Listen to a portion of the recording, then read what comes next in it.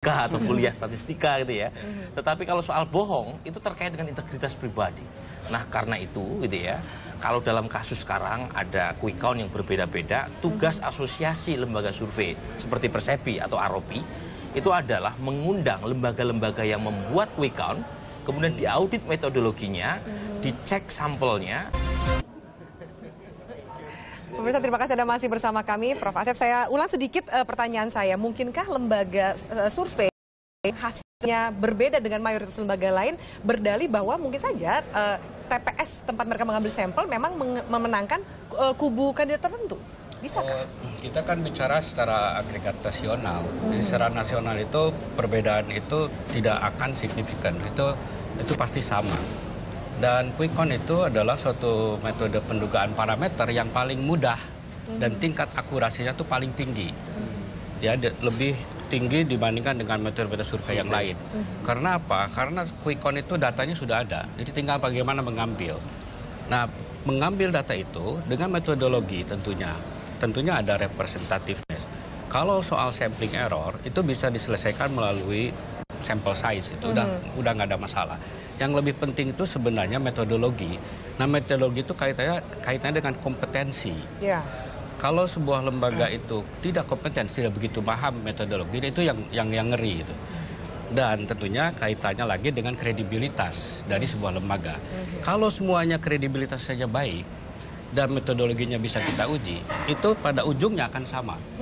Dan parameter nggak bisa bohong nih ya? Nggak bisa bohong. Okay. Karena quick count itu di mana-mana. Quick count itu selalu menghasilkan suatu nilai yang sama dengan parameter. Paling tidak bedanya 0,01 kurang lebih. Nah, parameternya sekarang adalah yang nanti real count. Nah, real count itu yang harus dijaga sedemikian rupa sehingga tidak berubah. Saya lebih percaya kepada quick count sekarang ini. Mengapa? Karena dia mengambil secara cepat dari data yang ada. Jadi tidak diproses lagi sampai ke kabupaten ke atas, langsung. Di stop di situ, langsung dikirimkan ke pusat data. Datanya masih segar gitu ya, Prof. Ya? Jadi tingkat akurasinya itu menurut ya secara teori tinggi. Akurasinya tinggi. Jadi presisinya sangat tinggi. Baik, Mas Aji, ini kedua belah pihak mengklaim lembaga survei yang memenangkan mereka, margin of error-nya juga dirilis di sejumlah media. Margin error-nya tipis sekali, 1%.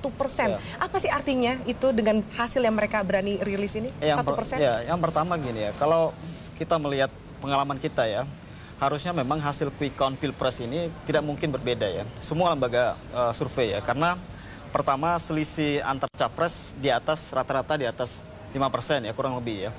Kalau selisih antar capres mungkin hanya di 1%, ada kemungkinan berbeda. Dan kita lihat kasusnya memang banyak di beberapa pilkada, misalnya di Bali ya, atau dulu di Jawa Timur ya, Sulawesi Selatan, itu memang ada kasus ketika hasil beberapa lembaga berbeda.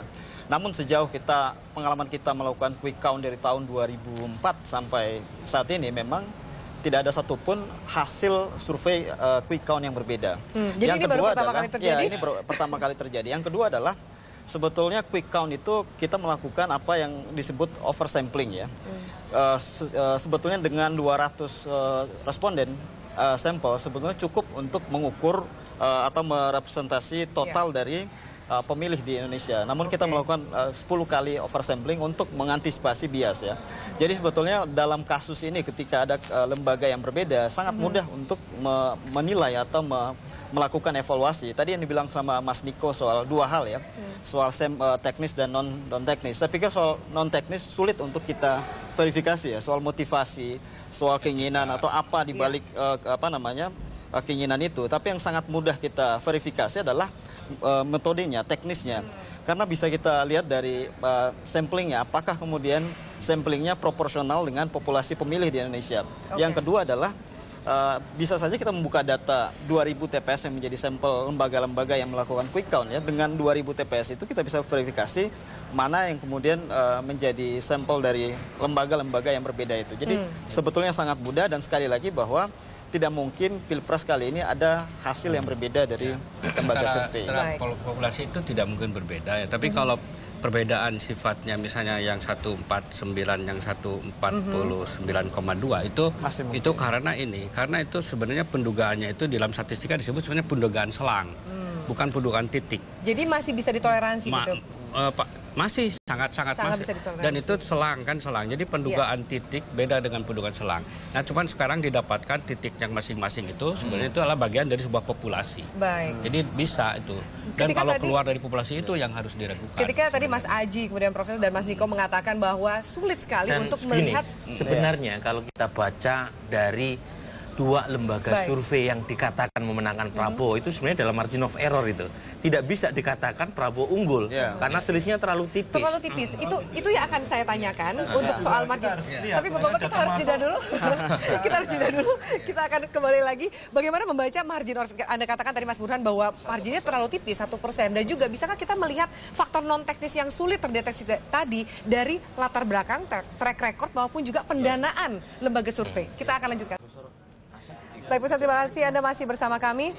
Lalu berikutnya, pertanyaan yang sama mungkin kepada para narasumber. Yang bandel-bandel, yang kemudian memanipulasi data, itu kan berarti memberikan informasi yang bohong kepada publik. Untuk menjaga integritas dan kepercayaan masyarakat kepada lembaga survei, harus seperti apa sih? Dari Mas Niko, silakan. Jadi saya kira ini ada dua hal yang harus segera diselesaikan. Pertama KPU ya, karena KPU ini juga punya peraturan KPU yang mengatur mengenai lembaga-lembaga yang mengadakan survei, quick count dan segala macam ya. Jadi yang tidak menimbulkan kontroversi ini harusnya segera dipanggil, dibikinkan majelis etik. Kemudian yang ikut dalam asosiasi atau perhimpunan itu harus segera kemudian disidang di dalam majelis atau dewan etik ya.